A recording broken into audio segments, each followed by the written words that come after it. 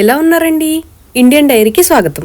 ఈ రోజు మనకు నరేంద్ర మోడీ గారు అసలు ఏం చేశారు, మన దేశాన్ని ఎక్కడి నుంచి ఎక్కడికి తీసుకెళ్లారు, అలానే ఆయన అమలుపరిచిన కొన్ని బీమాల గురించి తెలుసుకుందాం. ఈ విషయాల్ని బట్టి నరేంద్ర మోడీ గారు మన దేశ ప్రధాని అవ్వటం ఎంత ముఖ్యమనేది మీరే నిర్ణయించుకోండి. ముందుగా మనం ఈ ప్రపంచంలో ఉన్న అన్ని దేశాలలో ఏ దేశ నాయకుడు పరిపాలన అనేది చాలా గొప్పగా ఉందనేది చూసినట్టయితే మొట్టమొదటి స్థానంలో 75% ఉన్నారు. అంటే అంత గొప్పగా పరిపాలిస్తున్నారని. ఎందుకంటే మోడీ గారి ప్రభుత్వం వచ్చిన తర్వాత ఎన్నో దశాబ్దాలుగా ఉన్న పెండింగ్ సమస్యలు అనేవి పరిష్కరించారు. వాటిల్లో కొన్ని తెలుసుకుంటే 34 సంవత్సరాల కిందట అమలు పరచాల్సిన కొత్త విద్యా విధానం అనేది ఇప్పుడు అమల్లోకి వచ్చింది. అలానే ఆర్టికల్ 370 ఎత్తివేయుట, ఎన్నో చోట్ల మరుగుదొడ్లని కట్టించుట, 100% బ్యాంకింగ్ అనేది అమల్లోకి వచ్చింది. ఇంకా 1 ర్యాంక్ 1 పెన్షన్ అంటే ఆర్మీ, నేవీ, ఎయిర్ ఫోర్సెస్ వాళ్ళకి సంబంధించిన బీమాలు, అయోధ్య రాముని గుడి నిర్మాణం, ఇలా పెండింగ్ లో ఉన్న ఎన్నో ప్రభుత్వ సమస్యలు అనేవి మోడీ గారు వచ్చిన తర్వాత కేవలం 6 ఏళ్లలో ఈ సమస్యలన్నీ తీర్చారు. అలానే కొన్ని పథకాలు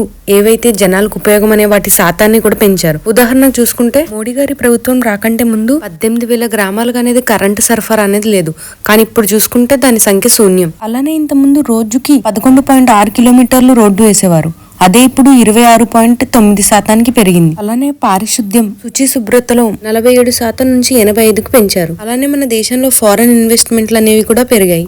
ఇలాగా కొత్త పథకాలు అమలు పరచడమే కాకుండా మన దేశంలో దాగి ఉన్న కలుపును కూడా తీసివేశారు. అంటే నకిలీ వాటిల్ని రద్దు చేశారనమాట. వృత్తిపరంగా చూసుకుంటే 4 లక్షల కంపెనీలని, 20,000 నకిలీ ఎన్జిఓస్ అంటే నాన్ గవర్నమెంట్ ఆఫీసర్స్ ని, 80,000 నకిలీ ఉపాధ్యాయులని, 5 కోట్ల నకిలీ రేషన్ కార్డులను, 4 కోట్లకు పైగా నకిలీ గ్యాస్ కనెక్షన్లు, అలానే మధ్యాహ్న ఆహార పథకంలో లాభ పొందే వాళ్ళని 6 లక్షల మందిని, ఇంకా ఇలాగా దుర్వినియోగం చేసే ఎంతో మందిని కలుపులా తీసి పారేశారు. అలానే ఇంకొన్ని బీమాలతో అంటే పిఎం జీవన జ్యోతి బీమా, అటల్ పెన్షన్ యోజన, పిఎం సురక్ష బీమా యోజన, ఇలా మన దేశ పౌరులందరికీ సామాజిక భద్రతను పటిష్టం చేస్తున్నది. అలానే 2014 నుంచి ఈ ప్రభుత్వం మన భారతదేశ రక్షణను అంటే డిఫెన్స్ ఎకాడమీ మరియు సాయుధ దళాలను అంటే ఆర్మ్డ్ ఫోర్సెస్ ని బలపరిచింది. ఇలా ఇప్పటిదాకా మన దేశాన్ని పరిపాలించిన నాయకుల్లో చూస్తే మోడీ గారు మొదటి స్థానంలో నిలిచి ఉన్నారు. మరి మన కోసం ఇంత చేసిన ఈ ప్రభుత్వానికి మనం ఏం చేయగలం? కేవలం ఒక్క ఓటేయటం తప్ప.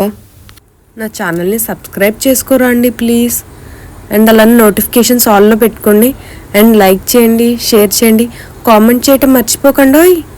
థ్యాంక్స్ ఫర్ వాచింగ్ అండి.